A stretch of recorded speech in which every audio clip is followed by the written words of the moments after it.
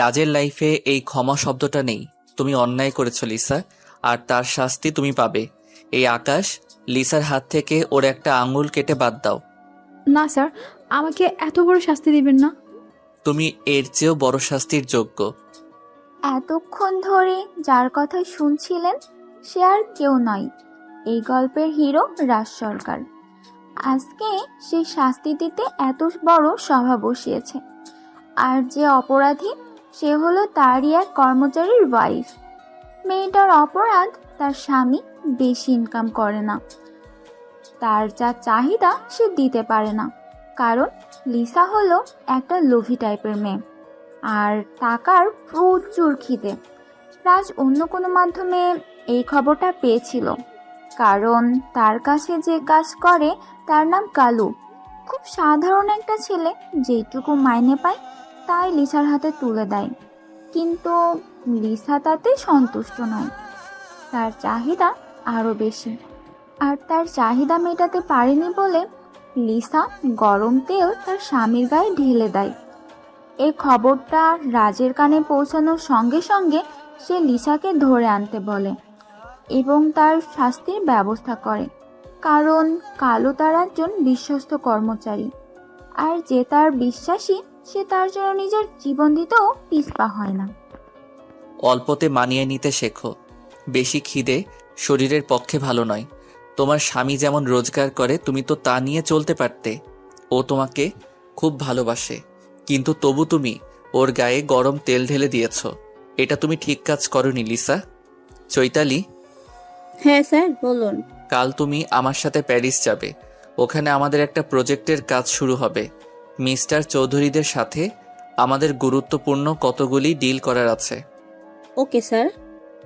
রাজ সরকার, বয়স 28 বছর, 6 foot height, গায়ের রং ফর্সা, মাথায় ঘন কালো চুল, গালে খোঁচা খোঁচা দাড়ি, যা ওর সৌন্দর্যকে আরও দ্বিগুণ বাড়িয়ে তুলেছে। তার বাবা একজন সিএম, মা একজন সমাজসেবিকা, আর তার একটা ছোট ভাই বোন আছে, আর সবার থেকে ছোট একটা বোন আছে, আর তার একটা ছোট ভাই আছে, আর সবার থেকে ছোট একটা বোন আছে। ভাইয়ের নাম রাকেশ আর বোনের নাম শ্বেতা। এক সময় সে তার বাবা মার বাধ্য সন্তান ছিল, কিন্তু একটা ঘটনায় তার জীবনকে এলোমেলো করে দেয়। সেই থেকে সে মদের নেশায় আসক্ত হয়ে পড়ে, কারো কথা শুনতো না, সারাদিন মদ আর ক্লাব নিয়ে থাকতো। রাজের জীবনে কি ঘটেছিল তার কথা আমরা পরে বলবো। আপনারা আমাদের এই গল্পের সাথে থাকুন, আস্তে আস্তে সমস্ত ঘটনা বলা হবে। রাজকে এই উচ্ছৃঙ্খল জীবন থেকে বের করে আনার জন্য তার বাবা তাকে লন্ডনে পাঠিয়ে দেয় কম্পিউটারের ডিপ্লোমা করার জন্য, কিন্তু ওখানে গিয়ে সে একটা মাফিয়া গ্রুপের লিডার হয়ে যায়। এটা সম্পূর্ণ সিক্রেট থাকে, কেউ জানে না রাজের এই ডন হয়ে কেউ জানে না রাজের এই ডন হয়ে ওঠা।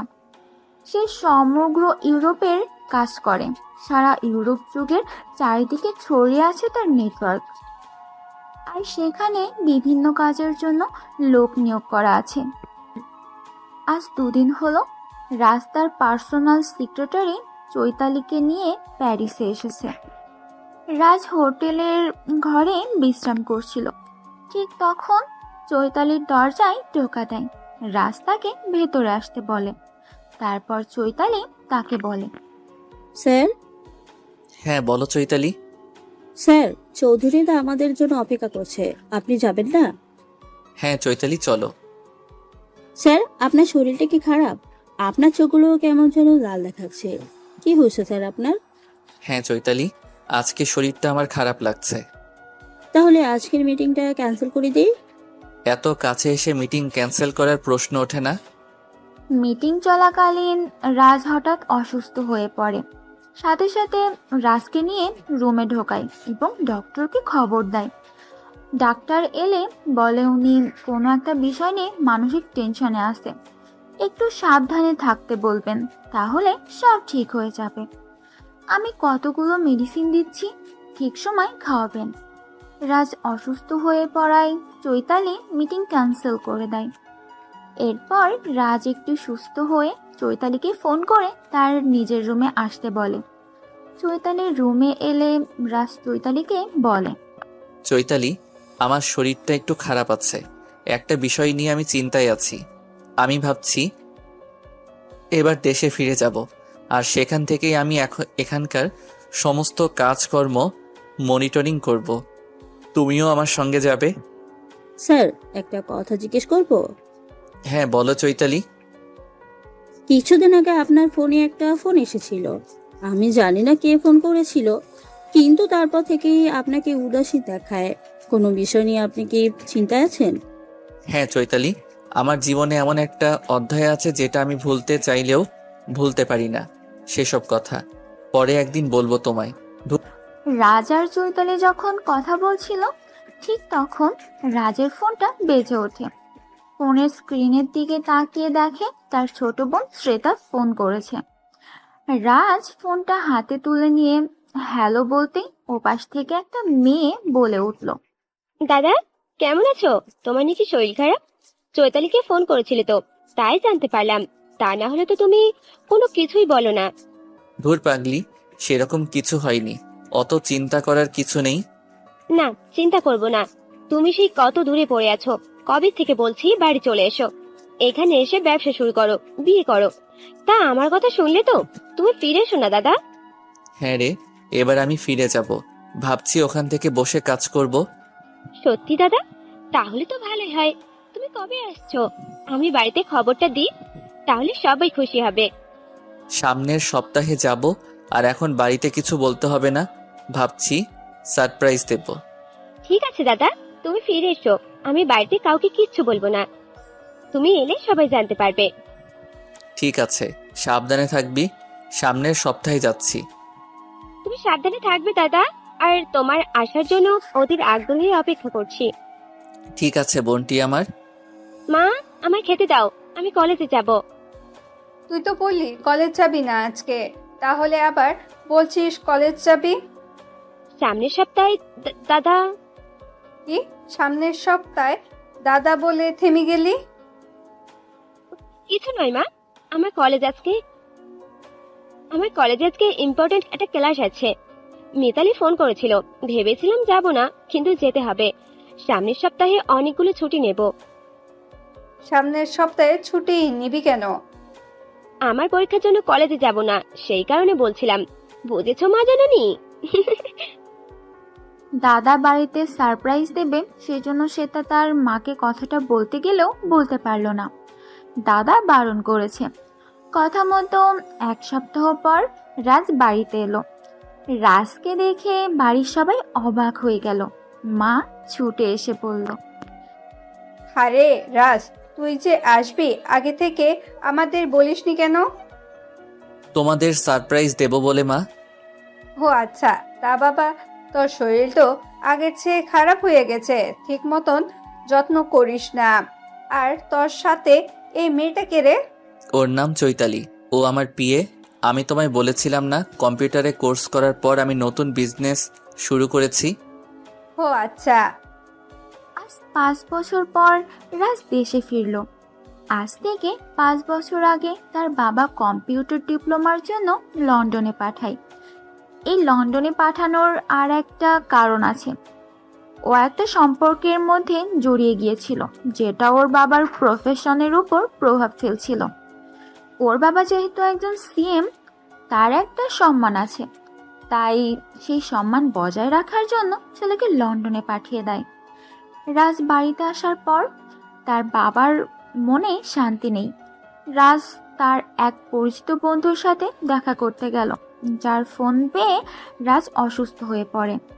তার নাম কার্তিক। রাজ কার্তিককে নিয়োগ করেছিল কারো একজনের খবর দেওয়ার জন্য, কিন্তু কিছুতেই সে খবর পাচ্ছিল না। তারপর কার্তিক রাজকে ফোন করে জানায় তার খবর পেয়েছে। কে সে রহস্যময়ী? আসুন আমরা খুঁজে বের করি। কার্তিক, তুই তাকে দেখতে পেয়েছিস? কোথায় আছে রে সে? আমি কিছুদিন আগে মুর্শিদাবাদের হাজারদুয়ারিতে ঘুরতে গিয়েছিলাম। ওইখানে একটা দোকানে আমি একটা মেয়েকে বসে থাকতে দেখেছি। তুই রূপার সাথে কথা বলেছিলিস? না রে, আমি মেয়েটাকে প্রথম খেয়াল করিনি। একজনের সাথে কথা বলছিল, হঠাৎ আমার চোখ পড়ে যায় সেই দোকানে। ওটা একটা বইয়ের দোকান ছিল। তারপর আমি তোর সাথে কথা বলা শেষ করে সেই দোকানে এসে দাঁড়াই, কিন্তু মেয়েটাকে আর দেখতে পাইনি। তুই মেয়েটা বলিস না, ওর নাম রূপা। তুই যেভাবে হোক রূপাকে খুঁজে বের কর। যত টাকা লাগে আমি দেব, আরও লোক লাগাক। ও কেন এভাবে আমাকে ছেড়ে চলে গেল? আমার জীবনটাকে পুরো শেষ করে দিল। আমি ওর জন্য কেবলমাত্র ওকে ভুলে থাকার জন্য অনেক মেয়ের সাথে সম্পর্কে জড়িয়েছি, অনেক খারাপ কাজের সাথে যুক্ত হয়েছি। সারা ইউরোপ জুড়ে আমার নেটওয়ার্ক কাজ করছে, কিন্তু তুই যেদিন আমাকে ফোন করে বললি যে তুই রূপাকে দেখেছিস, সেদিন থেকে আমি আর ঠিক থাকতে পারিনি। দেশে ফেরার জন্য আমার মন অস্থির হয়ে উঠেছিল। আমি যাব তোর সাথে মুর্শিদাবাদে হাজারদুয়ারি। আমি নিজেও খুঁজব রূপাকে। ঠিক আছে, তাহলে কালকেই চল। ঠিক আছে। এদিকে রাজের মা ভেবেছে চৈতালির সাথে রাজের হয়তো কোনো সম্পর্ক আছে, তাই খাওয়া দাওয়া শেষ করে সে চৈতালির রুমে এসে জিজ্ঞাসা করে, তোমাদের কোথায় বাড়ি? আর আমার ছেলের সাথে তোমার কিভাবে আলাপ হলো? আমিও আপনাদের মতো একজন বাঙালি। এদেশে আমার বাড়ি। আমার বাবা কর্মসূত্রে লন্ডনে থাকে। আমিও ছোট থেকে এখানেই ছিলাম। তারপর হাই স্টাডি করার জন্য আমি বাবার কাছে লন্ডনে চলে যাই। আমার মা আগে এখানে থাকতো। আমি যখন লন্ডনে যাই, আমার মা ও ছোট ভাই সবাই আমরা বাবার কাছে চলে যাই। তারপর গ্রাজুয়েশন কমপ্লিট করার পর আমি একটা জব খুঁজছিলাম। হঠাৎ কাগজে একটা বিজ্ঞাপন দেখে আমি রাজ স্যারের কোম্পানিতে ইন্টারভিউ দিই। তারপর স্যার আমাকে সিলেক্ট করে। এক নিঃশ্বাসে কথাগুলো বলে চৈতালি থামলো। তারপর রাজের মা জিজ্ঞাসা করলো, আপনি তো স্যারের মা, আর আপনি একজন সমাজসেবিকা? কে বললো তোমার? স্যার বলেছে। তাছাড়া স্যার তোমাকে আমাদের সম্পর্কে আর কি কি বলেছে? সেরকম কিছু বলেনি। ওনার বাবা এখানকার সিএম, আর ওনারা দুই ভাই বোন। ওনার ভাই কলেজে পড়ান আর বোন অনার্স পড়েছে, শুধু এতটুকুই বলেছে। ও আচ্ছা, তুমি একটু রেস্ট নাও, পরে আমরা কথা বলবো, কেমন? ঠিক আছে ম্যাম। ঠাম্মি, আজকে আমার ভীষণ মাথা যন্ত্রণা হচ্ছে। আজ আমি পড়াতে যেতে পারবো না। ঠিক আছে, তুই ওদেরকে ফোন করে জানিয়ে দে। তোকে পয়সার অভাবে ভালো ডাক্তারও দেখাতে পারি না। এই মাথা যন্ত্রণা তুই আর কতদিন সহ্য করবি? সেই ঘটনার পর থেকে তোর এই মাথা যন্ত্রণা শুরু হয়। ও ঠাম্মি, তুমি চুপ করো না, এসব পুরোনো কথা বলো না। রূপা হলো আমাদের এই গল্পের নায়িকা। তার বয়স এখন 20 বছর। সে উচ্চ মাধ্যমিক পর্যন্ত পড়ে পড়াশোনা ছেড়ে দিয়েছে। টাকার অভাবে তার কলেজে পড়া হয়নি। এখন ছোট ছোট বাচ্চাদের টিউশনি পড়ায় আর বাড়িতে কাপড়ের উপর নকশা করা অর্থাৎ জরির কাজ করে। তার একটা প্রত্যন্ত ঘামে থাকা তার ঠাকুমা বাড়িতে ছাগল ও হাঁস মুরগি পোষার কাজ করে। ওরা আগে শহরে এক বস্তিতে থাকতো, কিন্তু এক ঘটনার জন্য রূপা তার বাবা মা ভাইকে হারায়। তারপর তারা এই প্রত্যন্ত গ্রামে চলে আসে। কিরে কার্তিক, সারা হাজারদুয়ারি তো ঘোরা হয়ে গেল, কিন্তু বইয়ের দোকানে লোকটাও তো বলল সে কিছু মনে করতে পারছে না। তুই ঠিক দেখেছিস তো রূপাকে? হ্যাঁ, আমি ওই বইয়ের দোকানেই দেখেছিলাম। আমার একটু ভুলের জন্য আমি রূপাকে ধরতে পারলাম না। আমি কিন্তু তোকে দায়িত্ব দিয়েছিলাম কার্তিক, ওকে খুঁজে বের করার, কিন্তু তুই আমার কথা রাখিসনি। আমি তো চেষ্টা করছি, আর কেউ যদি নিজে থেকে হারিয়ে যায়, আমি তাহলে তাকে কিভাবে খুঁজে বের করব বল? কিছু তো একটা হয়েছে ওর সাথে এবং ওর পরিবারের সাথে। আমি এখন অন্ধকারে আছি, নিশ্চয়ই একদিন প্রকাশ্যে আসবে। আর কে ষড়যন্ত্র করেছে তার মূল মাস্টার মাইন্ড আমি খুঁজে বের করবই। চল আমরা বাড়ি ফিরে যাই। তুই তো এখন এখানে আছিস, এখানে পরে ওকে খুঁজে বের করা যাবে। আমি এখন এখানেই থাকবো, আর এখান থেকে ইউরোপের সমস্ত কান্ট্রিতে আমার যে কাজকর্ম চলছে তা দেখাশোনা করব। ওখানে বিভিন্ন কাজের জন্য যদি আমি লোক নিয়োগ করে এসেছি, তারাই আমাকে ওখানকার কাজকর্মের প্রত্যেকটা আপডেট দেবে। যদি কিছু সমস্যা বুঝি আমি পুনরায় ইউরোপ ব্যাক করব। এখন রূপাকে খুঁজে বের করা আমার একমাত্র লক্ষ্য। খুব রাতে রাজ বাড়ি ফিরে আসে। সেদিন রাতে রাজের মা আজকে কিছু বলে না। বেলা 10টায় রাজের ঘুম ভাঙলো। সে ঘুম থেকে উঠে তার মাকে বলে, মর্নিং মা। আর মিটিং আছে, বেলা কয়টা বাজে দেখেছিস? আর কালকে কার্তিককে নিয়ে তুই কোথায় গিয়েছিলিস? তোর বাবা বাড়িতে এসে তোকে খুঁজছিল। তাই নাকি? তা মিস্টার সিএম এর আমার কথা মনে ছিল? কি সব বলছিস উল্টোপাল্টা কথা? উনি তোর বাবা হন আর এখানকার সিএম। কত মানুষ ওনাকে রেসপেক্ট করে জানিস? উনি তো আমার সাথে ভালো কিছু করেনি মা। উনি আমাকে জোর করে লন্ডন পাঠিয়ে দিল। সেই কারণে তোর এত রাগ। কিন্তু বাবা, ওখানে গিয়েছিস বলেই তো তুই এত বড় বিজনেস করতে পারছিস। এই যে সমগ্র ইউরোপ জুড়ে তোর যে বিজনেস, সেটা তো তোর বাবা তোকে লন্ডন পাঠিয়েছিল বলেই তো করতে পারলি। তোমার ছেলে যে কি কাজ করে তা যদি তুমি জানতে। তোমার ছেলে ছদ্মবেশে ডন, আর সে সমগ্র ইউরোপ মহাদেশের মাফিয়া গ্রুপের একজন লিডার। এসব ফিসফিস করে বলছিস? একটু জোরে বল, আমিও শুনি। মায়ের কথায় রাজের চেতনা ফিরে আর সে স্বাভাবিক হয়। তারপর সে তার মাকে বলে, মা, বাবা কোথায়? বাবাকেও দেখতে পাচ্ছি না। তোর বাবা সরকারি কিছু অনুষ্ঠান থাকায় দুদিনের জন্য হায়দ্রাবাদ গেছে। আমি তোর বাবাকে বলছি যে তুই এসেছিস, আর তুই তো আগে থেকে কিছু বলিসনি। তোর বাবা কিছু জানতো না। তোর বাবার সঙ্গে খুব খুশি হয়েছে। যাকগে, ছেলেটা অনেকদিন পর বাড়ি ফিরে এসেছে। তোর বাবা বলেছিল তোর এবার বিয়ে দেবে। তোর বাবা একটা মেয়ে ভীষণ পছন্দ। তোর বাবার একটা মেয়েকে ভীষণ পছন্দ। তোর বাবা ফিরে এসে এই বিষয়ে তোর সাথে কথা বলবে। মা, এখন আমি বিয়ে করব না। দেখ বাবা, দেখতে দেখতে তোর 28 বছর বয়স হয়ে গেল, আর এটাই তো বিয়ের করার উপযুক্ত সময়। তারপর তোর ছোট ভাই আছে, সে ভালো চাকরি করে, তবে তো বিয়ে দিতে হবে। আর তোর বোন গ্র্যাজুয়েশন হয়ে গেলে তারও বিয়ে দিয়ে দিব। তুমি বরং রাকেশ আর শ্বেতার বিয়ে দিয়ে দাও। তুই কি সারা জীবন একা থাকবি নাকি? তোকে সংসার করতে হবে। আপাতত এসব নিয়ে আমি ভাবছি না। আজ কদিন হলো রাজের ছোট ভাই রাকেশ লক্ষ্য করছে তাদের গেস্ট রুমে একটা মেয়ে আছে। মেয়েটাকে কি তার পরিচয় সে জানে না। তার কৌতূহল হচ্ছে, তাই সে তার মাকে জিজ্ঞাসা করলো, মা, তোমায় একটা কথা জিজ্ঞেস করব। হ্যাঁ বাবা, বল না, কি জানতে চাইছিস? আজ কদিন ধরে আমি লক্ষ্য করছি আমাদের গেস্ট রুমে একটা মেয়ে রয়েছে।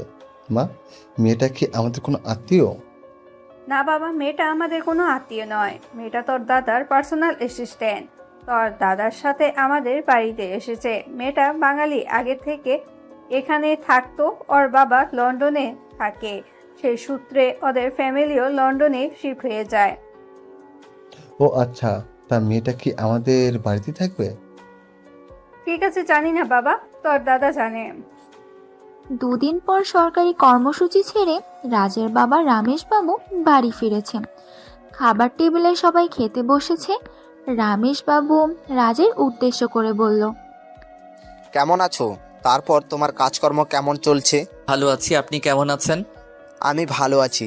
তা তুমি কি এবার থেকে দেশে থেকে যাবার সিদ্ধান্ত নিয়েছো? আপাতত দেশে আছি, এখান থেকেই কাজকর্ম দেখাশোনা করব। এখানে একটা অফিস খুলব। তার মেয়েটাকে, যাকে তুমি সাথে করে নিয়ে এসেছো? ওর নাম চৈতালি। ও আমার পার্সোনাল সেক্রেটারি। ও আমাদের বাড়িতে কিছুদিন থাকবে, তারপর ওর নিজের বাড়ি চলে যাবে। কিছুদিন পর ওর বাবা চাকরি থেকে অবসর নেবে, তখন ওরাও চলে আসবে। তাই কিছুদিন চৈতালি আমাদের সাথে আমাদের এই বাড়িতেই থাকবে। তা আপনার কি এ ব্যাপারে কোনো সমস্যা আছে? না, নেই, থাকুক না, যতদিন মন চাইবে। একদিন ছাদে চৈতালি দাঁড়িয়ে আকাশের দিকে তাকিয়েছিল। হঠাৎ অন্ধকারে একটা ছায়া সে দেখতে পেয়ে চিৎকার করে ওঠে। তখন কেউ একজন তার মুখ চেপে ধরে আর বলে, ভয় পাবে না, আমি রাকেশ, আপনার বস রাজের ছোট ভাই। কথাটা বলে রাকেশ মুখ থেকে হাতটা ছুড়িয়ে নেয়। চৈতালি কিছুক্ষণ হাঁপাতে থাকে। তারপর সে রাকেশকে বলে, আসলে অন্ধকার তো আমি ঠিক বুঝতে পারিনি, তাই একটু ভয় পেয়ে গিয়েছিলাম। তাই অন্ধকারে ছাদে এসেছে কেন? আর এসেছে তখন আমার বোন সে তাকে সাথে নিয়ে আসতে পারতে। আসলে রুম থেকে খুব গরম লাগছিল। আজ কদিন ধরে সেখানেই তো আছি, তাই একটু মনে হলো ছাদে গিয়ে পায়চারি করলে কেমন হয়। আপনাদের ছাদটা কিন্তু অনেক বড়। হ্যাঁ, এই বাড়িটা আমার দাদু বানিয়েছিল। বাবা সিএম হওয়ার পর আবার নতুন করে রিপেয়ার করে বাড়িটাকে আর একটু বড় করে। বলছি, একটা কথা বলবো, যদি কিছু মনে না করেন। না না, কিছু মনে করব না, আমি বলতে পারেন। বলছি, দাদার ওখানে কতদিন কাজ করছেন? ও এই কথা, আমি তো ভাবলাম কি না, আমি জিজ্ঞাসা করবেন। মাত্র 6 মাস। তার আগে দাদাকে চিনতে না? না না, আপনার দাদাকে আগে থেকে কি করে চিনবো আমি? উনি একটা কাগজে বিজ্ঞাপন দিয়েছিলেন যে লোক লাগবে বলে, আর আমার সেই সময় একটা কাজের খুব প্রয়োজন ছিল। আমি পড়াশোনা কমপ্লিট করে জবের জন্য ট্রাই করেছিলাম। ঠিক সেই সময় বিজ্ঞাপন দেখে আমি আপনার দাদার ওখানে গিয়েছিলাম। ও আচ্ছা, বলছি তোমার নামটা চৈতালি, আর তোমাকে তুমি করে বলছি বলে কিছু মনে করো না তো। আমার মনে হয় তুমি আমার থেকে বয়সে ছোট, সেই জন্য তোমাকে তুমি করে বলছি। না না, কোনো সমস্যা নেই, আপনার যেভাবে ইচ্ছা সেভাবেই ডাকবেন। তুমি বলে কোনো সমস্যা নেই, যদি আবার তুই বলেন তাতেও অসুবিধা নেই, শুধু আপনি বলবেন না। কেন, আপনি বললে কি হবে? এই যে বললেন আমি আপনার থেকে বয়সে ছোট, ছোটদের কি বুঝি আপনি বলে? বিদেশে মানুষ হয়েছে, কিন্তু বিদেশে কিছু তো তোমার মতো দেখতে পাচ্ছি না। কে বললো আমি বিদেশে মানুষ হয়েছি? আমি পুরোপুরি এদেশের। আমার বাবা কর্মসূত্রে ওখানে থাকতেন। আমি, আমার মা, ভাই আর আমাদের ফ্যামিলির কাকারা আছে, তারা সব ওখানেই থাকতাম। তারপর উচ্চ মাধ্যমিক পরীক্ষা হয়ে গেলে মা, ভাইও আমি বাবার ওখানে চলে যাই। ওখান থেকেই গ্রাজুয়েশন কমপ্লিট করি। এই তো আর কিছুদিন পর বাবা কাজ থেকে অবসর নিয়ে নেবে, তারপর আবার এখানেই চলে আসবো। ঘুরতে যাবে চৈতালি? সত্যি খুব ভালো হয়। আমার এখানে ঘরে বসে থেকে খুব বোরিং লাগছে। সামনের সপ্তাহে স্যারের ওখানে নতুন কোম্পানির লাঞ্চ হবে, তারপর কাজের চাপ পড়বে। এখন আমি পুরোপুরি ফ্রি আছি। ভাবছি কাল পরশু করে আমাদের একবার বাড়িতে ঘুরতে যাব, ওখানে কিছুদিন থেকে তারপর চলে আসব। তোমাদের আদিবাড়ি কোথায়? এই তো পাঁচু বেসর, ভাবছি পরশুদিন যাব। ঠিক আছে, তাহলে চলো কালকে আমরা ঘুরে আসি। আপনার বোন তো শ্বেতা, কিন্তু আমাদের সাথে যাবে? শ্বেতা আমাকে বলেছিল ঘুরতে যাওয়ার কথা। অসুবিধা নেই, কালকে আমি কলেজ থেকে সকাল করে বাড়ি চলে আসবো, তারপর বেরোবো। তুমি রেডি থেকো, আর আমি সেটাকে বলে দেবো ও যেন রেডি থাকে। আপনি বুঝি কলেজে পড়েন? হ্যাঁ, কেন, কলেজে পড়ানো বুঝি তোমার পছন্দ নয়? কে বললে এসব কথা? এডুকেশন লাইন কার পছন্দ নয় বলুন? চলো নিচে চলো, আর সাথে থাকতে হবে না। হ্যাঁ চলুন। এরপর রাকেশ ও চৈতালি ছাদ থেকে নিচে নামবে। সিঁড়িটা অন্ধকার থাকায় চৈতালি প্রায় পড়েই যাচ্ছিল, কিন্তু রাকেশ চৈতালির কোমরটাকে জড়িয়ে ধরে নিজের দিকে টেনে নেয় আর বলে, সাবধানে নামবে তো। আসলে যখন উপরে উঠেছিলাম তখন অতটা অন্ধকার ছিল না। ঠিক আছে, সমস্যা নেই, আমি তো আছি, আমি নিয়ে যাচ্ছি তোমায়। এদিকে রূপা তার ছাত্রছাত্রীকে পড়াতে গেছে, গিয়ে শুনল তার 4 দিন থাকবে না, দার্জিলিং ঘুরতে যাবে। তারা রূপাকে অনুরোধ করলো যে তাদের সাথে যাবার জন্য। রূপার খুব ইচ্ছা ছিল, সে বাড়িতে এসে তার ঠাকুমাকে বলল, ঠাম্মি, আমার যে ছাত্রী আছে তিথি, ওরা গত পরশুদিন 4 দিনের সফরে দার্জিলিং যাচ্ছে। আমাকে বলছিল ওদের সাথে যাওয়ার জন্য। আমার খুব ইচ্ছা আমি ওদের সাথে যাব। না, তুই কোথাও যাবি না। কি হবে গেলে ঠাম্মা? টাকা লাগবে না, ওরাই খরচা করে আমাকে নিয়ে যাবে। না বললাম তো, আমি সব হারিয়েছি রূপা, আর সব হারিয়ে আমি তোকে নিয়ে বেঁচে আছি। সেদিন সেই ঘটনা তুই কি সব ভুলে গেলি? না ঠাম্মা, আমি কিছু ভুলে যাইনি। যদি আমি ছোট ছিলাম, তবুও আমার অনেক কিছু মনে আছে। তাই বলছি, আমার কথা শোন। কে কোথায় দেখে ফেলবে তার ঠিক আছে? আমরা যেমন প্রত্যন্ত গ্রামে আছি, এখানেই থাকি না। তারপর সামনের মাসে সুজয় এলে ওর সাথে তোর বিয়ে দিয়ে তোকে বোম্বে পাঠিয়ে দেব। সুজয় এখন ভালো ইনকাম করে, ও তোকে সুখে রাখবে। তাই বলছি, আমার কথা শোন। তুই সেদিন ও বাড়ি রিনার সাথে হাজার দুয়ারি গিয়েছিলিস। আমি সারাদিন খুব চিন্তায় ছিলাম, না জানি কেউ দেখে ফেললো নাকি। সেই ভয়ে আমি তোকে কলেজ পর্যন্ত পাঠাইনি। ঠিক আছে ঠাম্মা, তুমি যা বলছো তাই হবে। আমি ওদের না বলে দেব। স্যার, আপনাকে একটা কথা বলার ছিল। হ্যাঁ বলো চৈতালি। স্যার, কালকে আমি আপনার ছোট ভাই রাকেশ আর আমার বোন শ্বেতার সাথে একটু ঘুরতে যাব। ও তাই নাকি? আমার ভাই বোনের সাথে তোমার আলাপ হয়ে গেছে? হ্যাঁ স্যার, আপনার ভাই আমাকে বলল বাড়িতে বসে বোরিং হচ্ছ, চলো কোথাও ঘুরতে যাব। তা কোথায় ঘুরতে যাবে? আমি জানি না উনি কোথায় নিয়ে যাবেন। ঠিক আছে, সমস্যা নেই, তুমি যাও। ওদের সাথে আমার ভাই ও বোন, ওরা খুব ভালো। তা কখন যাবে?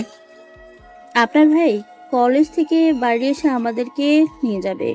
বেশ 4টে, 4:30 নাগাদ আর কি বেড়াবো। তারপর রাতে ডিনার করে বাড়ি ফিরবো। ঠিক আছে, ঘুরে এসো, সমস্যা নেই। জানো তো, সামনের সপ্তাহে এখানে আমাদের নতুন এক কোম্পানি লঞ্চ হচ্ছে, তখন তুমি ব্যস্ত হয়ে যাবে। তার আগে তোমাদের বাড়ি থেকেও একবার ঘুরে এসো। হ্যাঁ স্যার, আমি সেটা ভাবছিলাম। আজকে রাকেশ, চৈতালি আর শ্বেতা ঘুরতে এসেছে। কিছুক্ষণ ঘোরাঘুরি করে তাহলে রাত 8টা নাগাদ একটা রেস্টুরেন্টে ডিনার করতে ঢুকেছে। রাকেশ চৈতালিকে বলল, কি খাবে চৈতালি? অর্ডার দাও। আপনি যা পছন্দ করবেন আমি সেটাই খাবো। এই ব্যাপারে আমার কোনো মতামত নেই।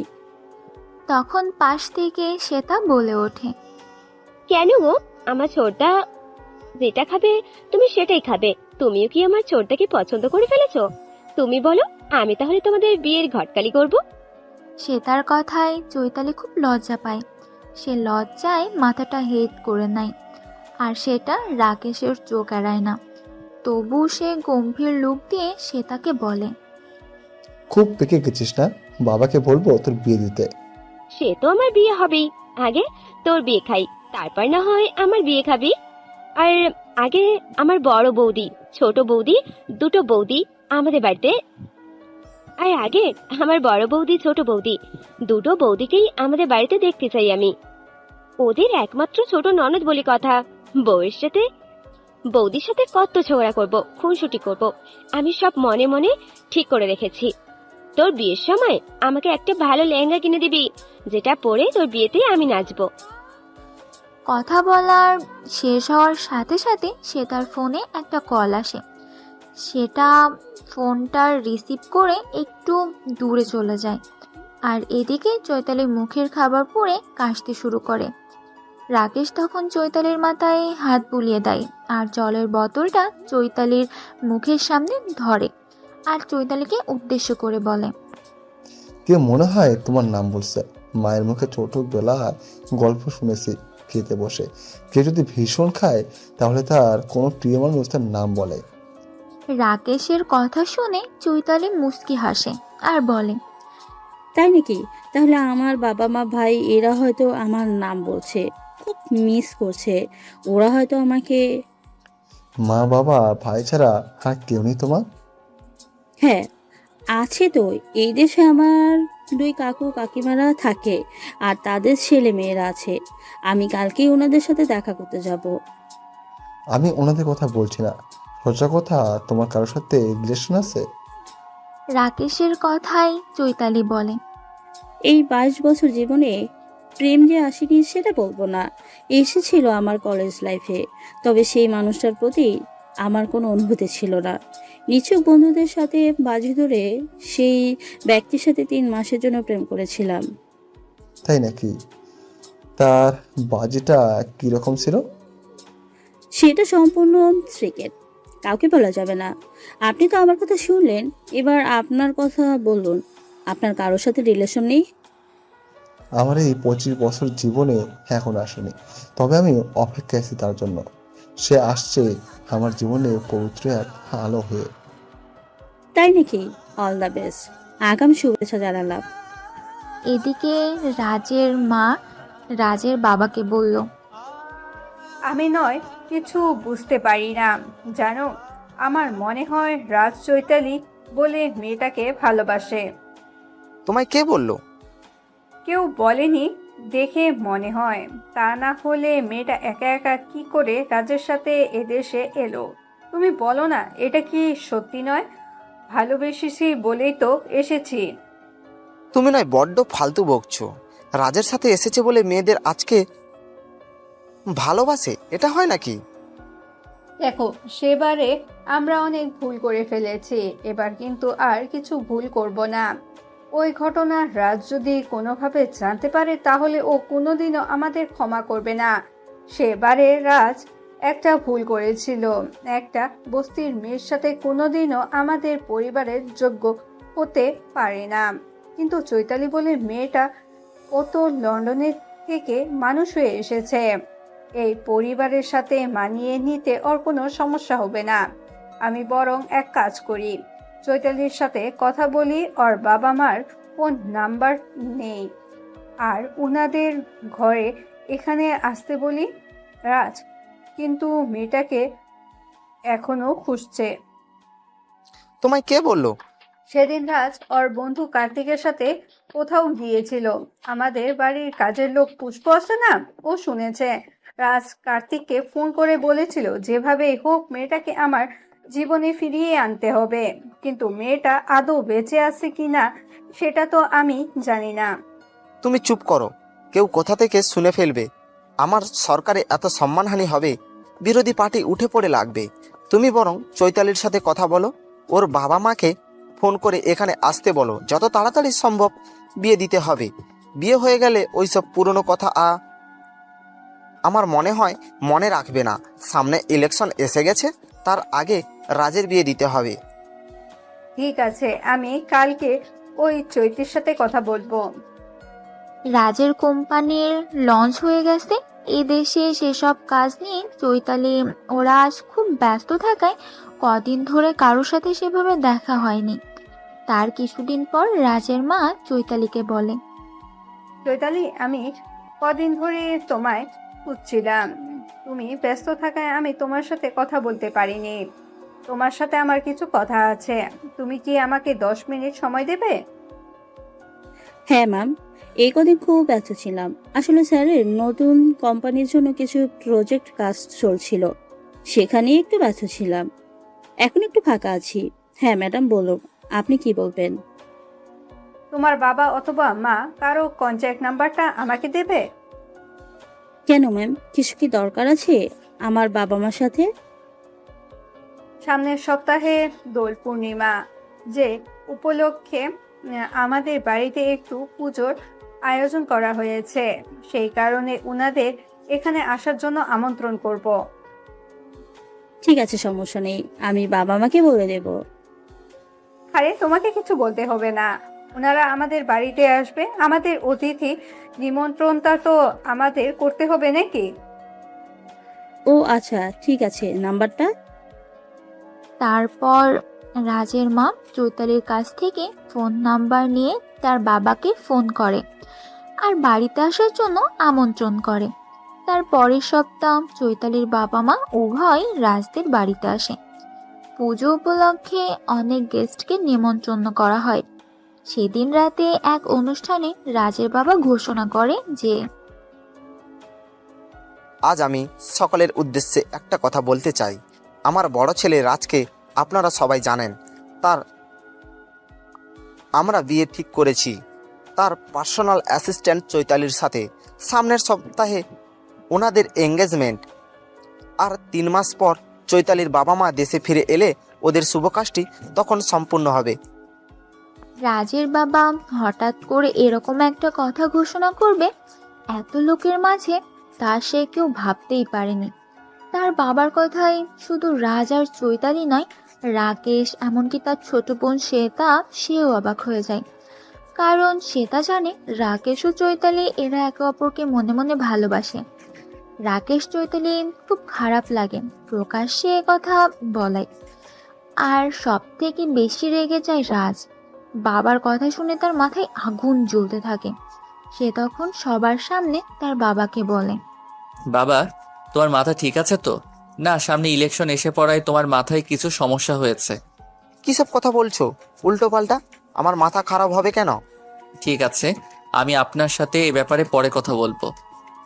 রাতের বেলা রাজ আর বাবা মার সাথে খুব ঝগড়া করে। আপনি আমার মতামত না নিয়ে এতগুলো লোকের সামনে আমার বিয়ের কথা কেন ঘোষণা করলেন? কেন, আমি কি দোষ করেছি? তুমি তো চৈতালিকে ভালোবাসো, আর ও তো খারাপ মেয়ে নয়। ও আমাদের বাড়ির বউ হওয়ার উপযুক্ত। তাই আমি ঘোষণা করেছি। কেন, এই বিয়েতে তোমার কি মত নেই? বাবার কথায় রাজ খুব রেগে যায় আর বাবাকে চিৎকার করে বলতে থাকে। আপনি এত বড় একটা কথা ঘোষণা করার আগে আমার মতামত নিয়েছিলেন? আমি কি করে জানবো? তোমার মাই তো বলল চৈতালির সাথে নাকি তোমার সম্পর্ক আছে, তুমি ওকে ভালোবাসো। সেই কারণে তোমার মা চৈতালি বাবা আমাকে ফোন করে এখানে আসতে বলে। না, ভুল কথা চৈতালি আমার ভালো বন্ধু। আমি কখনো ওকে ভালোবাসি না যে ওকে আমি বিয়ে করব। তুমি যা ভুল করেছো তা তোমাকে প্রায়শ্চিত্ত করতে হবে। তুমি আবার সবাইকে ডেকে ঘোষণা করবে যে আমার ছোট ছেলে রাকেশ চৈতালিকে ভালোবাসে, ওদের দুজনের বিয়ে দেয়া হবে। আমার ভুলের জন্য আমি ক্ষমা প্রার্থী। কি বলছো তুমি? হ্যাঁ বাবা, এটাই সত্যি। তা কবে থেকে? আমি তো কিছুই জানি না। ঠিক বাড়িতে থাকেন আপনি, যে বাড়ির খবর রাখবেন। চৈতালি এখানে আসার পর থেকে রাকেশ আর চৈতালি একটা সম্পর্ক তৈরি হয়েছে। আমি যদি ভুল না হয়ে থাকি, এ ব্যাপারে ওদের দুজনের মত আছে। আপনি ওদের দুজনের সাথে কথা বলবেন। ঠিক আছে। রাজ যখন তার বাবাকে এই কথাগুলো বলছিল তখন তার মাও পাশে ছিল। রাজ তার মাকে উদ্দেশ্য করে বলে, তুমি এত বোকা মা, তোমার চোখের সামনে এসব ঘটে গেল আর তুমি বুঝতে পারলে না? বোন সব জানে, তুমি ওর কাছ থেকে জেনে নেবে, আর পারলে রাকেশ চৈতালির সাথে এই ব্যাপারে কথা বলবে। রাত 11টা বাজে। বাড়ির সবাই যে যার রুমে ঘুমিয়ে পড়েছে। হঠাৎ টোকা পড়ে। চৈতালি সেই শোবে, একটু তন্দ্রাচ্ছন্ন হয়েছে। হঠাৎ দরজায় শব্দ হয়, তার ঘুমটা ভেঙে যায়। ঘুম ঘুম চোখে এসে দরজা খুলে দেয়। রাকেশ ছুটে এসে চৈতালিকে দুহাত দিয়ে জড়িয়ে ধরে বলে, তুমি এই বিয়েতে একদম রাজি হবে না চৈতালি। আমি তোমাকে ছাড়া পাগল হয়ে যাব। আমি তোমাকে যেদিন প্রথম দেখেছি সেদিনই ভালোবেসে ফেলেছি। তুমি নিজে থেকে আমাদের সম্পর্কের কথা আমার বাবা মা ও তোমার বাবা মাকে জানাবে। এসব নিয়ে আপনাকে চিন্তা করতে হবে না। সময় হলে আমি নিজে থেকেই সকলকে বলবো আমাদের কথা। একটা কথা বলবো, সত্যি বলবে? হ্যাঁ, অবশ্যই। তুমি কি আমার দাদাকে ভালোবাসো? স্যারকে আমি পছন্দ করি ঠিক কথা, কিন্তু তার প্রতি আমার কোনো ফিলিংস আসে না। আর আমার প্রতি? ওটা কি মুখে বলবো না করে দেখাবো? কথাটা বলে চৈতালি রাকেশকে দুহাত দিয়ে জড়িয়ে ধরল। তারপর তার বুকে মাথা রেখে বলল, এটা আমার শান্তির জায়গা, এখানে আমি সারা জীবন থাকবো। দেবে তো তোমার এই বুকে আমাকে থাকতে?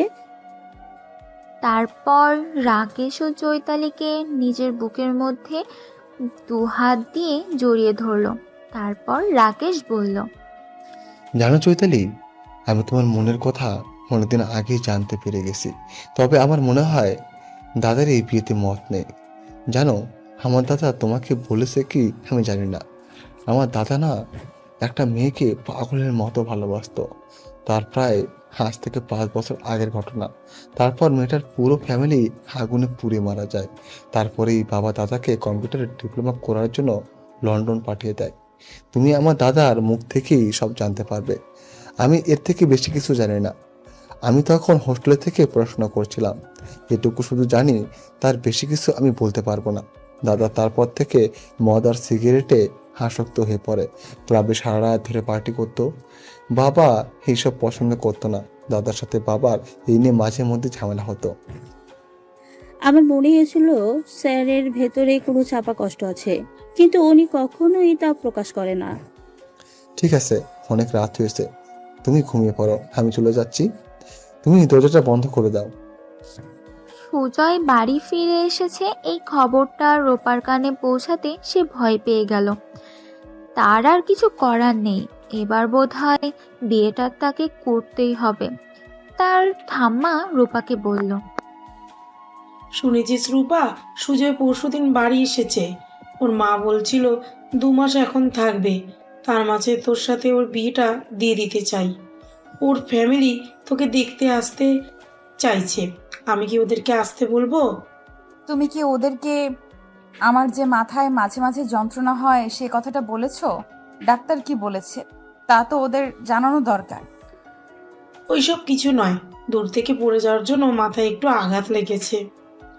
আমাদের পয়সা নেই, তাই বলে ডাক্তার দেখাতে পারিনি। ডাক্তার দেখালে হয়তো তোর এই যন্ত্রণাটা সহ্য করতে হতো না। সুজয় ভালো ছেলে, ও বিয়ের পর বড় ডাক্তার দেখালে তোর মাথা যন্ত্রণা ভালো হয়ে যাবে। সেটা অন্য ব্যাপার, তবু তুমি আমার এই রোগের কথাটা ওদের কাছে সত্যি বলে দেবে। আমি চাই না ভবিষ্যতে এ নিয়ে ওরা আমাকে কথা শোনায়। সে নয় পরে বলা যাবে, তাহলে আমি এখন ওদের আসতে বলি। এদিকে চৈতালি রাজের সামনে দাঁড়িয়ে আছে প্রায় আধ ঘন্টার উপর। কিছু জিজ্ঞাসা করবে কি কি কিছু জিজ্ঞাসা করবে কি ঠিক সাহস হচ্ছে না। চৈতালির মনোভাব বুঝতে পেরে রাজ চৈতালিকে বলল, তুমি কিছু কি বলবে আমায় চৈতালি? হ্যাঁ স্যার, কিছু জিজ্ঞাসা করার ছিল। বলে ফেলো, কি জানতে চাইছো? কিছু মনে করবেন না তো? না। আমাকে তো আপনি ভালো বন্ধু মনে করেন। আমি শুনেছি আপনার জীবনে একটা অতীত আছে যা আপনাকে ভীষণ কষ্ট দেয়। আপনি নাকি সেই অতীতকে ভুলতে পারেন না। যদিও আমাকে আপনি আপনার ভালো বন্ধু মনে করেন, তাহলে আপনার সেই কষ্ট আমার সাথে শেয়ার করতে পারেন। কে বলেছে তোমাকে আমার সম্পর্কে সব কথা? আমার ছোট ভাই রাকেশ? হ্যাঁ স্যার। তুমি ওকে খুব ভালোবাসো নয়? আমি তোমাদের দুজনকে দেখেছি। খাবার টেবিলে একদিন আমরা সবাই খেতে বসেছিলাম। খেতে বসে রাকেশ তোমাকে ইশারা করছিল আর তুমি মুচকি হাসছিলে। আমি সেদিনই সব বুঝে গেছি। আমার ভাই খুব ভালো ছেলে। দেখো, তুমি ওকে পেয়ে সুখী হবে। স্যার, আপনার কথা বলুন না। আপনার অতীতে ঘটে যাওয়া সেই কালো অধ্যায় আমার খুব জানতে ইচ্ছে করছে। শুনবে তুমি আমার জীবনে ঘটে যাওয়া সেই ঘটনা? আমি আজ পর্যন্ত কারোর সাথে কোনোদিন এসব শেয়ার করিনি। শুধু আমার বন্ধু কার্তিক, ও কিছুটা জানে এই বিষয়টা। তবে শোনো, আজ থেকে 5 বছর আগে আমাদের বাড়িতে ফুলের বাগান পরিষ্কারের জন্য একজন মালিকে রাখা হয়েছিল। ওই মালি আমাদের বাড়ি থেকে কিছুটা দূরে যেতে একটা বস্তি আছে, ওখানে সে ফ্যামিলি নিয়ে থাকতো। তারপর মালি মারার পর তার বিধবা স্ত্রীকে আমাদের থেকে এই কাজের জন্য নিয়োগ করে। আমি তখন এমএসসি ফাইনাল পরীক্ষা দিয়েছি। একদিন উপরে ছাদ থেকে লক্ষ্য করলাম মালি ঠাকুমার সাথে একটা মেয়ে কথা বলছে। মেয়েটা পরনে ছিল হলুদ রঙে হৃদয়। মেয়েটার গায়ের রং শ্যামবর্ণ ছিল, খুব একটা ফর্সা ছিল না। চোখগুলো ছিল টানা টানা। তার হাসিটা ছিল খুব সুন্দর, হাসলে গালে টোল পড়তো। ফর্সা হলে মেয়েটাকে হয়তো ভালো লাগতো না। এই গায়ের রঙের সাথে তার মুখ এবং শরীর গঠনের অনেকটা মানিয়ে গেছে। তারপর মেয়েটাকে দেখার জন্য আমি কৌতূহলে বেড়ে গেল। আমি নিচে নেমে এসে মালি ঠাকুরমাকে জিজ্ঞাসা করলাম, 5 বছর আগে। ঠাকুমাই মেয়েটা কে গো, আর কি বলছে সে তোমাকে? বাবা, এ আমার নাতনি, আমার ছেলের মেয়ে। ও আমাকে আজকে সন্ধ্যাবেলা বাড়ি চলে যেতে বলেছে। কেন, তুমি তো আমাদের বাড়িতেই থাকো। হ্যাঁ থাকি, তবে আমি আজকে চলে যাব। দূর সম্পর্কে আমার একটা বোন এসেছে। রাজ রূপার দিকে আর চোখে একটু তাকিয়ে দেখলো, তারপর ঠাম্মাকে বলল। তোমার নাতনির নাম কি? রাজের প্রশ্নের উত্তর ঠাম্মাকে দিতে হলো না, তার আগে রূপাকে বলল, আমার নাম রূপা। তা তুমি কিসে পড়ো? এবছর মাধ্যমিক দিয়েছি। আচ্ছা, তোমরা কয় ভাই বোন? আমি আর আমার একটা ছোট ভাই আছে, সে ক্লাস 5-এ পড়ে। তা তোমার বাবা কি করে? ট্রলি ভ্যান চালায়। ও আচ্ছা, তা তুমি কেমন পরীক্ষা দিয়েছো? ভালো হয়েছে, শুধু ব্যথাটা একটু খারাপ হয়ে গেছে। খারাপ হয়েছে মানে? তাহলে কি ফেল করবে নাকি? না না, ফেল করব কেন? আসলে বুঝতেই তো পারছেন, অঙ্ক মানে একটু প্র্যাকটিসের ব্যাপার। আমি প্র্যাকটিসটা একটু কম করেছিলাম, সেই কারণে কিছু সমস্যা হয়েছে। তবে ফেল করব না। তার রেজাল্ট বেরোনোর পর কি নিয়ে পড়বে? কি নিয়ে মানে ঠিক বুঝলাম না। বলছি সায়েন্স নিয়ে পড়বে। ওরে বাবা রে, সায়েন্স, তাও আবার আমি? অসম্ভব ব্যাপার। কেন অসম্ভব? বললাম না, ম্যাথ খুব খারাপ পরীক্ষা হয়েছে, আর এমনিতেই আমার অঙ্ক করতে ভালো লাগে না। ওসব হিসাবের ব্যাপার আমার মাথায় ঢুকে না। আগে রেজাল্ট বেরোক না, পরবর্তীতে পদক্ষেপ করে নেব। এভাবে দুজনের পরিচয় শুরু হয়। তারপর রাজ প্রতিদিনই ফুল গাছ দেখার বাহানাতে মালি ঠাকুমার কাছে আসতো, বিভিন্ন বিষয়ে গল্প করত। কিন্তু তারপর দিন থেকে তার নাতনিকে আর দেখতে পায়নি। রাজ সাহস করে মারি ঠাকুমার তার নাতির কথা জিজ্ঞাসা করতে পারে না। তারপর একদিন মালি ঠাকুমার ঘরে এসে দেখে মালিথা বসে খাচ্ছে আর তার নাতনি একটা চেয়ারে বসে আছে। রাজদের বাড়ির পিছনে এই ফুল বাগান আর মালিতে থাকার জন্য একটা ছোট্ট ঘর আছে, আর মালি ঠাকুমা সেই ঘরেই থাকে। তার কাজ হলো ফুল গাছের জল দেওয়া, বাগান পরিষ্কার করা, সময় মতো ফুল গাছের ডাল ভাঙা। মালি ঠাকুমার ঘরের দরজা ভেজানো ছিল।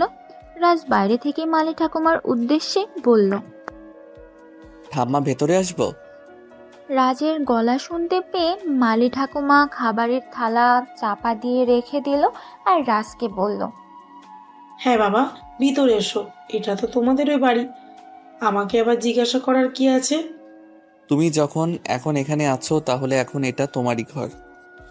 রাজ খাবারের থালাটা চাপা দেয়া আছে দেখে আমাকে বলল, কি ব্যাপার ঠাম্মা, খাওয়া শেষ না করে তুমি যে খাবারটা চাপা দিয়ে রেখে দিলে? ঠিক আছে বাবা, আমি পরে খেয়ে নেব। পরে নয়, তুমি এখনই খাবে। আর কই দেখি তুমি কি খাচ্ছিলে? কথাটা বলে রাজ আমার খাবারের থালাটা খুলে দেখে তালের পিঠা আছে। তা দেখে রাজ খুব খুশি হয়ে বলল, জানো ঠাম্মা, এই তালের পিঠা আমার খুব প্রিয়। ছোটবেলায় একবার মায়ের সাথে মামার বাড়ি গিয়ে দিদার হাতে বানানো পিঠা খেয়েছিলাম, সেই স্বাদ আমি আজও ভুলতে পারি না। কথাটা বলে রাজ ঠাম্মার থানা থেকে পিঠা নিয়ে খেতে শুরু করে। তাদেরকে ঠাম্মা বলে, বাবা, তুমি তো ঠিক কাজ করনি। আমরা গরিব ছোটলোক বস্তিতে থাকি, যদি বড় বাবু বড় মালকিন জানতে পারে তাহলে আমাকে কাজ থেকে তাড়িয়ে দেবে। রাজ আমার কোনো কথাই শুনলো না। সে পিঠে খেতে খেতে রূপার দিকে তাকিয়ে দেখল। রূপা মুচকি হাসছে। তারপর রাজ রূপাকে বলল, খুব হাসি পাচ্ছে নয়? তা এতদিন ঠাম্মার সাথে দেখা করতে আসনি কেন? আমি তো বাড়িতে ছিলাম না, তা কোথায় গিয়েছিলে? পরীক্ষা হয়ে গেছে বলে একটু ঘুরতে গেছিলাম আমার এক আত্মীয়ের বাড়িতে। ওখানে আমি 1 মাস ছিলাম, এই কালকেই ফিরেছি। তা শুধু ঘুরলে হবে? নতুন ক্লাসে পড়া শুরু করতে হবে না? আগে রেজাল্ট বেরোক তারপর, তা না হলে নতুন ক্লাসের বই পাবো কোথায়? আমার কাছে আছে, সত্যি আমার কাছে আছে। তবে আমি তো সায়েন্সে পড়েছি, আর তুমি যদি অন্য বিভাগে পড়ো তাতে সমস্যা নেই। ইংরেজিটা সব বিভাগই পড়তে হবে, আর ওই বইটা আমার আছে। তুমি প্রতিদিন সন্ধেবেলা ঠাম্মার কাছে চলে আসবে, আমি 1 ঘন্টা পড়ে ইংরেজিটা তোমাকে পড়াবো। রাজের কথায় রূপা একটি বিস্মিত হলো। তারপর মাথা নেড়ে সম্মতি জানালো। তার মানে সে কাজের কাছে পড়বে। আসলে এতে রাজের একটা উদ্দেশ্য আছে। প্রথমত, সে মেয়েটার সাথে দেখা করতে চাইছে কোন একটা অজুহাত দেখিয়ে। আসল কথা, রাজ একজন সিএম এর ছেলে। ওর সাথে সর্বদা নিরাপত্তারক্ষী একজন কর্মী থাকে, অর্থাৎ বডিগার্ড থাকে। তাই রূপাকে দেখার বাহানায় ওর এই সুযোগটা কাজে লাগালো। তারপরের দিন রূপা তার ঠাম্মার কাছে এলে রাজও তার ঠাম্মার কাছে আসে। তার হাতে ছিল একটা 11 ক্লাসের পুরানো ইংলিশ বই। রাজ রূপাকে বলল, তুমি রেডি তো রূপা আমার কাছে পড়ার জন্য? রাজের কথায় রূপা হাসলো আর বলল, সেদিন তো সব কথা হয়ে গেল, আজ আবার কি জিজ্ঞেস করছেন কেন? ও ঠিক আছে। তারপর রাজ রূপাকে পড়াতে শুরু করলো। এই বিকেলের দিকে রাজদের বাড়িতে কেউ থাকে না। তার বাবা সিএম হয়, বিভিন্ন সরকারি কর্মসূচিতে ব্যস্ত থাকে। আর মা যেহেতু একজন সমাজসেবিকা, তাই সেও বিভিন্ন কাজে ব্যস্ত থাকে। তার 2 ভাই বোন, ওরাও যে যার মতো ব্যস্ত থাকে। রাজ মেয়ে রূপার সাথে এইভাবে দেখা করে সেটা কেউ জানে না। যেহেতু রূপার ঠাম্মা এই বাড়িতে মালির কাজ করে, সেই সূত্রে রূপার ঠাম্মাকে সবাই জানতো। আর রূপাও ঠাম্মার সাথে যে দেখা করতে আসে সে যে সিকিউরিটি গার্ডেরা আছে তারা জানে, তাই তারাও রূপাকে কিছু বলে না। এভাবে চলছিল বেশ।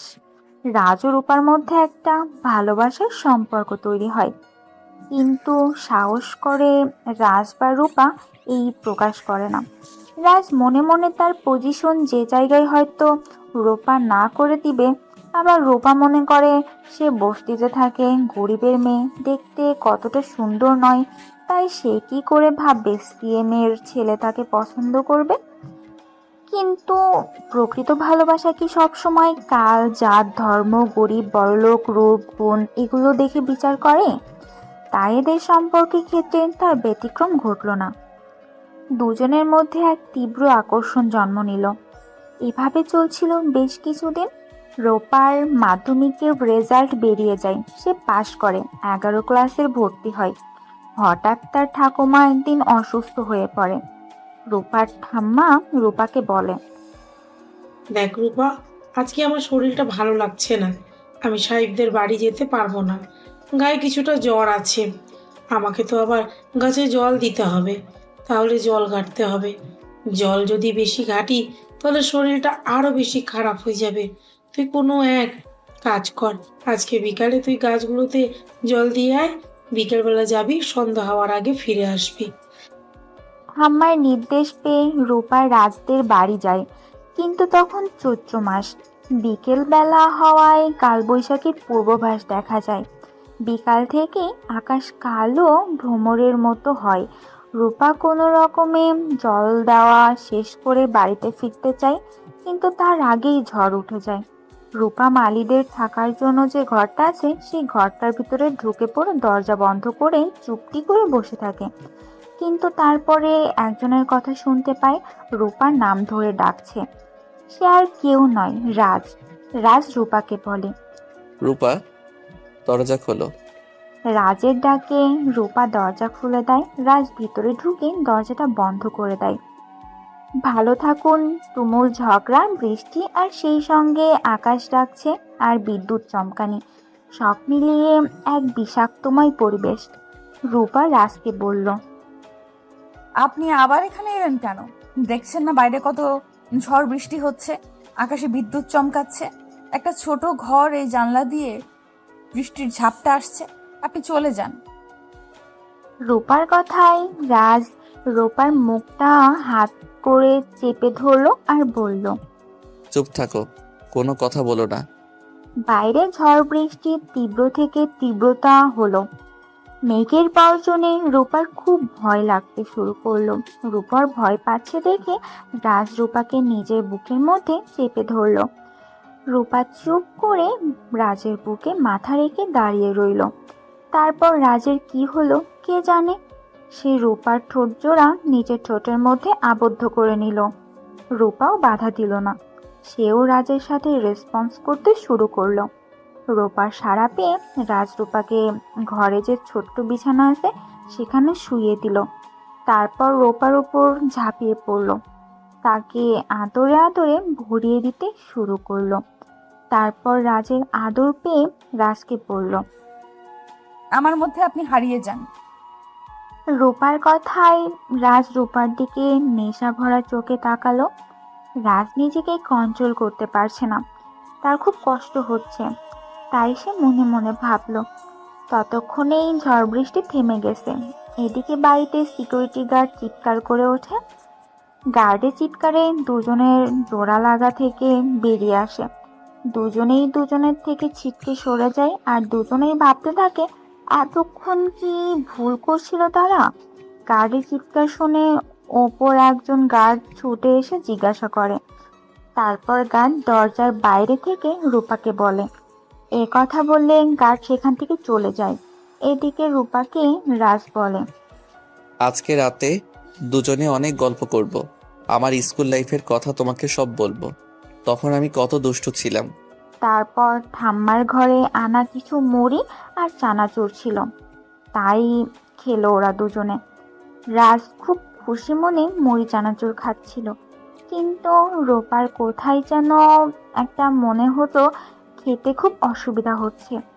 তাই রূপা রাজকে বলল, আপনার খেতে খুব অসুবিধা হচ্ছে না? আরে এ তোমার প্রিয় খাবার, ছোটবেলায় কত খেয়েছি মামার বাড়ি গিয়ে। তারপর দুজনে সারা রাত ধরে অনেক গল্প করে রাস্তার মামার বাড়িতে গিয়ে কিভাবে পুকুরে সাঁতার কাটতো, কিভাবে ডুবে ডুবে মাছ ধরতো সেসব গল্প করতে থাকে।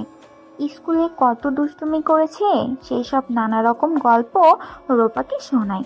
এভাবে গল্প করতে করতে দুজনে ঘুমিয়ে পড়ে। খুব সকালে রাজের ঘুম ভাঙে, সে রূপাকে ডেকে দেয়। তারপর দরজা খুলতেই দেখে তার মা পুজো করবে বলে বাগান থেকে ফুল তুলছে। হঠাৎ ঘরে দরজা খোলা আসবে, রাজের মা সেদিকে তাকায়। রাজকে এভাবে দরজা খুলে বেরোতে দেখে তার মা সেখানে ছুটে আসে আর ছেলেকে জিজ্ঞাসা করে, রাজ, তুই এইখানে? কথাটা বলে রাজের মা ঘরের ভেতরে ঢুকে আর সে দেখতে পায় রূপা তখন ঘুম ঘুম চোখে নিজের জামাটা ঠিক করছে। তাই দেখে রাগে চিৎকার করে ওঠে আর রাজকে বলে, বাবা, আমি কি পাপ করেছি আজ আমাকে এই দৃশ্য দেখতে হলো? আমি তো ভেবেছিলাম বৃষ্টির জন্য তুই হয়তো কোনো বন্ধুর বাড়িতে আসিস, তোর ফোনটা সুইচ অফ দেখাচ্ছে, কিন্তু এই সকালবেলা আমি কি দেখলাম? মায়ের কথায় রাজ মাকে বলে, তুমি যা ভাবছো তা ঠিক নয় মা, সেরকম কিছু হয়নি আমাদের মধ্যে, তুমি বিশ্বাস করো মা। রাজের মা আর কিছু বলে না, সে জানে সে চিৎকার করে কিছু বললে সে কোথা থেকে শুনে ফেলবে। তাই সে চুপচাপ সেখান থেকে চলে গেল। রাজও তার মায়ের পিছু নিল। এর ফাঁকে রূপা সেখান থেকে চলে গেল। রাজ বারবার তার মাকে বোঝাতে চেষ্টা করলো, কিন্তু তার মা কোনো কথা শুনল না। রাতে সে তার স্বামীকে বলল, তোমার সাথে আমার কিছু কথা আছে। হ্যাঁ বলো, কি বলবে? তুমি মালি বউকে কাজে আসতে বারণ করে দাও। কেন, কি হয়েছে? অনেক অঘটন ঘটে গেছে এ বাড়িতে। রাজের মায়ের কথা শুনে রাজুর বাবা বসা থেকে উঠল, তারপর স্ত্রীকে বলল, কি বলছো কি তুমি? কি অঘটন ঘটতে চলেছে? তোমার আদরের বড় ছেলে ওই মালির বউ নাতনির সাথে সারা রাত ওই বাগানে যে ঘরটা আছে সেখানে মালির বউ থাকে, সেই ঘরে রাত কাটিয়েছে। কি বলছো কি তুমি? তারপর রাজের মা সকালবেলা ফুল তুলতে গিয়ে কি দেখেছে সেসব কথা তার স্বামীকে বলল। সব শুনে রাজের বাবা তার স্ত্রীকে বলল, ঠিক আছে, আমি মালি বউকে আসতে বারণ করে দেব, আমি অন্য লোক খুঁজে নেব। তুমি রাজকে বারণ করো, ও যেন ওই মেয়েটার সাথে আর কোনো সম্পর্ক না রাখে। এসব যদি 5 কান হয় তাহলে আমি রাজনীতি কেরিয়ার শেষ হয়ে যাবে। আমার রাজনীতি কেরিয়ার শেষ হয়ে যাবে, আমার সরকারি পতন হবে, মিডিয়া উঠে পড়ে লাগবে, পাবলিক খেপে যাবে, বিরোধীরা আন্দোলন শুরু করবে। খুব সাবধানে পদক্ষেপ নিতে হবে। রাজ এই বিষয় নিয়ে তার মায়ের সাথে কথা বলতে গেলে তার মা রাজের সাথে কোনো কথা বলে না। তারপর দিন মালি বউ কাজে এলে রাজের মাতাকে বলে, মালি বউ, তোমাকে আর এখানে কাজ করতে আসতে হবে না। কেন? বড়র মালকিন কি দোষ করেছি আমি? তুমি কোনো দোষ করেনি, দোষ তোমার নাতনি করেছে। কি দোষ করেছে আমাকে বলুন, আমি ওকে শাস্তি দেব। তোমার নাতনি আমাদের সবচেয়ে প্রিয় জিনিসকে চুরি করেছে। চুরি করেছে আমার নাতনি? আমি বিশ্বাস করি না বড় মালকিন। হ্যাঁ, তোমার নাতনি আমাদের সম্মান বিশ্বাস সব চুরি করেছে, সে অপরাধী। তাই তার অপরাধের জন্য তোমাকেও শাস্তি পেতে হবে। তুমি আর আমাদের বাড়িতে কাজে আসবে না, কাল থেকে অন্য মালি বাগানে কাজ করবে। কদিন ধরে রাজ লক্ষ্য করছে মালি ঠাম্মা তাদের বাগানে কাজ করে না, অন্য এক লোক কাজ করছে। তা দেখে রাজ তার মাকে বলে, মা, মালি ঠাম্মা আর কাজে আসে না, তার জায়গায় দেখছি অন্য লোক কাজ করছে। হ্যাঁ মালি বউ, আর আসবে না। তার জায়গায় তোর বাবা নতুন লোক নিয়োগ করেছে। আর কাল থেকে তোমাকে আরো 2জন গার্ড বেশি দেওয়া হবে। না, আমার কোনো গার্ড লাগবে না। তুমি বুঝতে পারছো না? তোমার বাবা একজন সিএম, আর তোমরা তার সন্তান। সেই হিসাবে যখন তখন তোমাদের উপর আক্রমণ হতে পারে, সেই জন্য এই ব্যবস্থা। আসলে এই নিরাপত্তা বাড়িয়ে দেওয়ার কারণ হলো রাজ কোনোভাবেই যেন রূপার সাথে যোগাযোগ করতে না পারে। এমনকি গার্ডের বলে দেওয়া হলো রাজ কোথায় যাচ্ছে, কখন যাচ্ছে, কার সাথে দেখা করতেছে, কি নিয়ে আলোচনা করতেছে, সব কিছু যেন তার বাবা মাকে জানানো হয়। কিন্তু রাজ রূপার সাথে কথা না বলে সে পাগলের মতো হয়ে যাওয়ার অবস্থা। তাই সে তার মাকে বলল, মা, এইভাবে আমাকে নিরাপত্তার মধ্যে রেখে তোমার ঠিক কাজ করছো না। আমি যেখানে যাচ্ছি নিরাপত্তা রক্ষীরা আমাকে বাধা দিচ্ছে। দেখো মা, এভাবে তোমরা আমাকে আটকে রাখতে পারবে না। আজকে আমি তোমাকে একটা সত্যি কথা বলছি। খারাপ লাগলো এটাই সত্যি, আর এটা তোমাদেরকে মেনে নিতে হবে। আমি রূপাকে ভালোবাসি, আর আমি ওকে বিয়ে করব। আর যে কোনো অবস্থাতেই আমি রূপাকে চাই। এই ব্যাপারে তোমাদের কোনো কথা আমি শুনবো না। মা, তুমি কেন বুঝছো না? মা, তোমার ছেলে যে মেয়েটাকে খুব ভালোবাসে, মেনে নাও না মা। তোমার বৌমা হিসেবে রূপাকে তুমি তোমাদের সম্মান, বাবা, তার রাজনীতি এসব নিয়ে ভাবছো।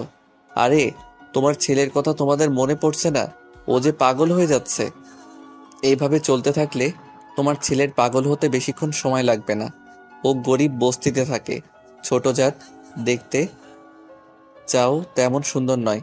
কিন্তু মা, ও যে আমার চোখের পৃথিবীর সবচেয়ে বেশি সুন্দরী। মা, ভালোবাসা গরিব বড়লোক জাত এসব ভেদাভেদ করে না। ভালোবাসা তো সকলের চেয়ে আলাদা। তাকে নিয়ে তো কোনো বিতর্ক হয় না। তুমি আমার কথাটা বোঝার চেষ্টা করো মা। না, রাজের সেই কান্না তার মায়ের মন গলাতে পারল না। এই কিছুদিনের মধ্যেই এক দুঃসংবাদ রাজের কানে এলো যে বস্তিতে রূপা ছিল সেখানে নাকি আগুন লেগেছে, আর এই আগুনে রূপাদের পুরো পরিবার মারা গেছে। আরও পাশাপাশি কিছু বাড়িতে আগুন লেগেছে। রাজের কানে কি খবর আসার সঙ্গে সঙ্গে সে ছুটে চলে যায় ওই বস্তিতে, দেখতে চায় কি ঘটেছে। কিন্তু তার আগেই তার নিরাপত্তা রক্ষীরা তাকে আটকে দেয়। তারপর থেকেই রাজ মদ খাওয়া শুরু করে দেয়, উচ্ছৃঙ্খল জীবনযাপন করতে থাকে, যা রাজের বাবা পছন্দ হয়নি। সে তার রাজনীতি ক্ষতি হবে ভেবে রাজকে লন্ডনে পাঠিয়ে দেয়। তারপর রাজ লন্ডনে গিয়ে কম্পিউটারে ডিপ্লোমা করে। তারপর একজন মাফিয়া ডনের সাথে তার আলাপ হয়।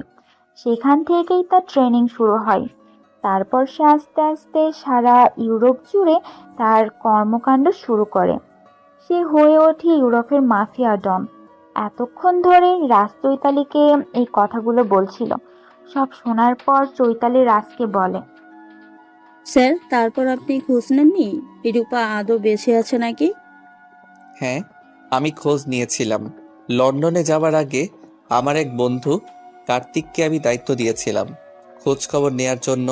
ও খোঁজ নিয়েছিল, তারপর বলল ওরা সবাই মারা গেছে। তার কিছুদিন পর কার থেকে আমাকে আবার ফোন করলো, বলল রূপাও তার ঠাকুমাকে সেদিন রাতে স্টেশনে কেউ দেখেছে। ট্রেন আসতেই তারা স্টেশন থেকে ট্রেনে ছিঁড়ে কোথায় নাকি চলে যায়। আমি কার্তিককে বলেছিলাম আরও লোক লাগা, যদি রূপা সত্যি বেঁচে থাকে তাহলে ওকে যেভাবে খুঁজে বের কর। তারপর আমরা সেদিন প্যারিস গেলাম। মিটিংয়ের কিছুক্ষণ আগে আমাকে ফোন করে কার্তিক জানায় ওরা নাকি হাজারদুয়ারি গিয়েছিল, আর ওখানে একটা বইয়ের দোকানে রূপাকে দেখতে পায়। সে কথাটা শোনার পর থেকেই ওই মিটিংয়ে আমি অসুস্থ বোধ করি। তারপর দেশে ফেরার সিদ্ধান্ত নেই। স্যার, এখন কি করবেন? এখানে এসে হাজারদুয়ারি ছুটেছিলাম, ওখানে সব জায়গায় খুঁজলাম কিন্তু কোথাও পেলাম না। এদিকে সুজয়দের বাড়ি থেকে রূপাকে সকলে দেখতে এসেছে। তাদের সবার পছন্দ। সামনের মাসের 27 তারিখে বিয়ে পর্যন্ত ঠিক হয়ে গেছে। রূপা হঠাৎ করে মাথার যন্ত্রণা হয় কেন সেটা সুজনকে বলতে চেয়েছে, কিন্তু রূপার ঠাকুমা তাকে কিছু বলতে চায়নি। এতে রূপার ঠাম্মার উপর ভীষণ রেগে আছে। সত্যি কথা যদি বলে দেয় তাহলে কি হবে? কিন্তু ঠাম্মা শুনতে চায় না। এদিকে রাজের বন্ধু কার্তিক রাজকে বলে, রাজ, ঘুরতে যাবি? কোথায়? একটু গ্রামের দিকে, পিছিয়ে পড়া সেই গ্রাম। সেখানে এখনো মাটির 2 তলা বাড়ি আছে। বেশিরভাগ লোক চাষিজীবী। যাবি? আমার এক বন্ধু রাতুলের মাসির বাড়ি। 2 দিনের জন্য চল না, ঘুরে আসি, ভালো লাগবে। জানিস তো, আমার না কিছু ভালো লাগছে না। ভাবছি ইউরোপে ফিরে যাব। এখানে থাকলে রূপার কথা মনে পড়বে। ওকে এখন আমি ভুলতে পারিনি। তবে তুই বলছিস যখন, আমি তোদের সাথে যাব। ওখান থেকে ফিরে এসে আমি ইউরোপ ব্যাক করব। চৈতালি রাকেশের বিয়েটা দিয়ে দেব। ঠিক আছে, তাই হবে। তাহলে আমি রাতুলকে ফোন করে দিচ্ছি। পরশুদিন আমরা রওনা হচ্ছি। এটা মুর্শিদাবাদ জেলার লালগোলা বলে একটা জায়গা আছে, ওখান থেকে যেতে হবে একটু গ্রামের দিকে। তারপর রাজ তার বাবা মাকে বলে চৈতালিকে সবকিছু কাজকর্ম বুঝিয়ে দিয়ে কার্তিকের সাথে রাজ রওনা দেয়। রাতুলদের মাসিদের বাড়িটা বেশ বড়, পুরনো 2 তলা পাকা বাড়ি, উপর নিচু 8খানা ঘর। বাড়ির উঠানটাও অনেক বড়। ওদের আবার সান বাঁধানো ঘাট আছে। তা দেখে রাজের খুব ভালো লাগে। তার ছোটবেলা মামার বাড়ির কথা খুব মনে পড়ে। মামার বাড়ি গিয়ে এরকম সান বাঁধানো ঘাটে বসে ছোট মামার সঙ্গে পুকুরে ছিপ খেলত। তারপরের দিন রাজ রাতুলকে মাস্তুতো বৌদিকে বলে, বৌদি, আপনাদের বাড়ির পরিবেশটা আমাদের খুব পছন্দ হয়েছে। আপনাদের সিপ আছে, কালকে ভাবছি পুকুরে সিপ ফেলবো। হ্যাঁ, অসুবিধা নেই, আমাদের পুকুরে অনেক মাছ আছে, আমি তোমাকে ছিপ দেব। তারপরের দিন রূপা কিছু শাড়ির জরির কাজ করতে দেওয়া ছিল, সেই শাড়িগুলো নিয়ে রাতুলদের বাড়িতে তার বৌদিকে দিতে আসে। বাড়িতে এসে রূপা রাতুলের বৌদিকে বলে, আপনাদের বাড়িতে কিছু কি অনুষ্ঠান আছে? কেন বলো তো? কুটুম এসেছে মনে হয়। আরে না না, আমাদের বাড়িতে কোনো অনুষ্ঠান নেই। ওরা তো আমার মাস্তুতো দেবর, রাতুলের বন্ধু। তুমি উঠে এসে বসো রূপা, আমার শাড়িগুলো হয়ে গেছে। হ্যাঁ বৌদি, হয়ে গেছে, সেই জন্যই তো দিতে এলাম। তারপর রূপার কাছ থেকে শাড়িগুলো নিয়ে ভেতরে রেখে এলো। একটা প্লেটে করে কিছু মিষ্টি আর জল নিয়ে রূপাকে দেবার জন্য আনলো। তা দেখে ওর দেবর রাতুল বলল, কাকে তুমি মিষ্টি দেবে বৌদি? বৌদি হেসে বলল, আমার এক মিষ্টি ননদ আছে, তাকে দেব তোমাদের শহরের মিষ্টি। ওরা যখন ভেতরে বসে এই কথাগুলো আলোচনা করছিল, ঠিক সেই সময় বৌদি 3 বছরের একটা ছোট্ট মেয়ে রূপার কোলে ওঠে। রূপা তাকে আদর করতে থাকে। হঠাৎ বাচ্চা মেয়েটি রূপার চুলগুলো টেনে ধরে। রূপা চিৎকার করে বৌদিকে ডাক দেয় আর বলে, ও বৌদি, তোমার মেয়ে কি বদমাইশ দেখো, আমার সব চুলগুলো ছিঁড়ে ফেললো। এই কথাটা বলতে বলতে রূপা মেয়েটিকে নিয়ে ভেতরে প্রবেশ করে। তারপরেই সামনে তাকিয়ে তাকিয়ে 3টে ছেলের সাথে তার বৌদি কথা বলছে। রাজ কার্তিক দুজনেই রূপার দেখে চমকে যায়। তারা এখানে এই অবস্থায় রূপাকে দেখবে ভাবতে পারেনি। রূপা ওদেরকে দেখে আশ্চর্য হয়ে যায়।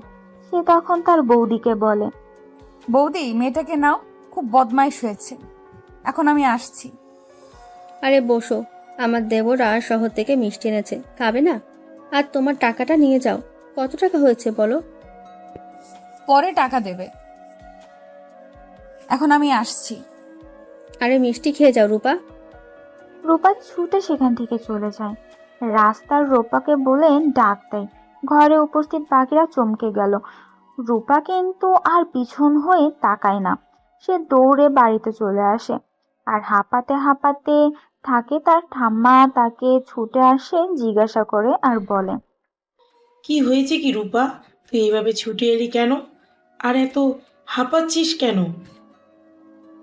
কি হয়েছে কি আমাকে বল।